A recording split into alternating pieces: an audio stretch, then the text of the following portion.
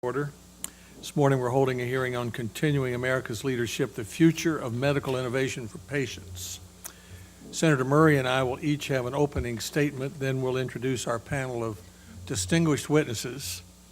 After our witness testimony, senators will each have 5 minutes of questions. This is our third hearing in the committee on examining how we can get safe drugs, medical devices, and treatments from the discovery process through the regulatory process into medicine cabinets and into doctors' offices for patients who need them.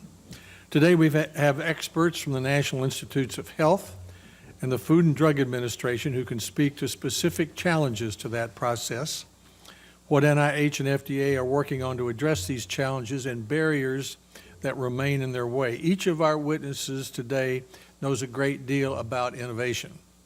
Their daily work puts them up close with cutting-edge technologies that are changing the face of modern medicine, from researching spinal stimulation to help paralyzed people regain control of their limbs, to approving the next breakthrough through medication that could cure cystic fibrosis. In many cases, our witnesses have overseen advancements in their fields that have embraced innovation and moved the American medical field forward for patients. Dr. Austin, for example, founded and directed the NIH Chemical Genomics Center while he was at the National Human Genome Research Institute to advance the translation of discoveries of the Human Genome Research Project into insights on diseases and conditions and ultimately treatments. Dr. Pettigrew established the quantum grants at the National Institute of Biomedical Imaging and Bioengineering to achieve medical moonshots by supporting high-risk, high-reward projects to address major health care problems, such as microchips to capture circulating tumor cells for early detection and to monitor treatment. Dr. Shuren has overseen a major advancement in heart valve replacement therapy and the first approval of a next-generation gene sequencing platform. There's not much in drug innovation Dr.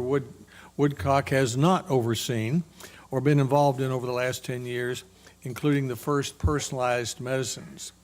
What I hope to hear today is what FDA and NIH currently are doing and how Congress can help create the environment so the NIH and FDA keep pace with today's cutting-edge scientific advancements.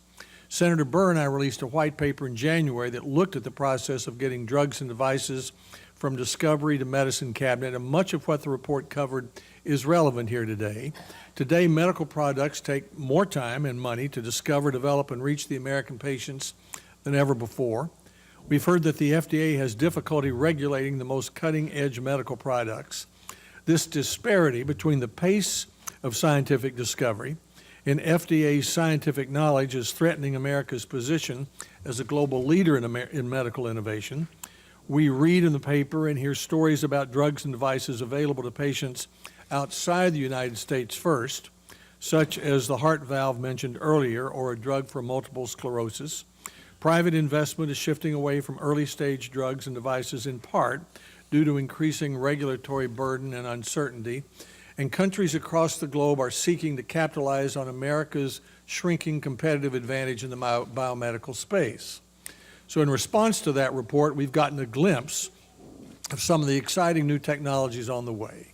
We want to make sure FDA is ready for the developments coming, such as bioelectric medicine, where nanotechnology sends electric signals to restore nerve function, regenerative adult stem cell therapies derived and put back into the same patient, and therapies based on the whole genome sequence intended to prevent any clinical systems from ever occurring.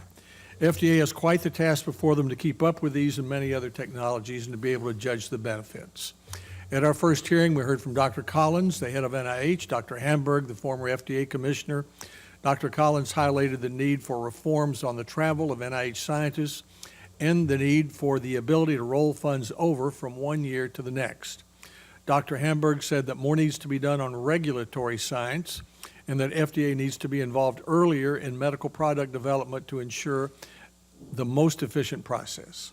We know that opportunities exist today. The ability to use real-world data to improve health, both to shorten the time to get to market and then also to make sure that medical products are safe once on the market. the ability to know about a disease, including the genetic and molecular impact, and target those markers before symptoms are ever present.